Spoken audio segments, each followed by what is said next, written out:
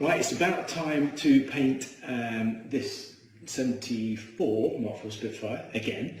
We did do it before, you may remember, in the inflatable booth, and the results were pretty good on the base colour but not so good on the clear coat that we put. We've got a lot of fish eyes which are caused by bits of dirt and stuff like that, which is not surprising when we were doing what we were doing in a field in the middle of nowhere. So now we've got the proper booth. This is the first car that we're going to paint in here properly, and from the practicing that we've done, we've had no fish eyes whatsoever, so I'm hoping that we won't get any on this. I'm not going to do it in base clear this time, we're going to do it in 2K, which is a more common finish that you get on classic cars, and I want to get really good at doing that, so that's what we're going to do. We've got the paint already, as you've already seen.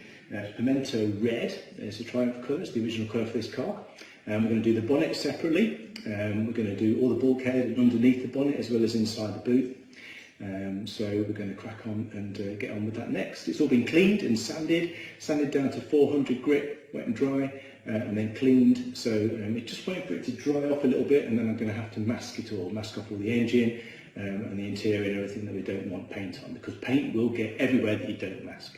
I've learned that one. So we will crack on with masking now, and then we'll hopefully paint it tomorrow, at least primer. So we'll start with primer, which will be just a normal grey primer, and because it's already been painted a couple of times, the finish is really good anyway. We don't need to put any filler primer or anything like that. So normal primer, and then we'll go on to the red coat.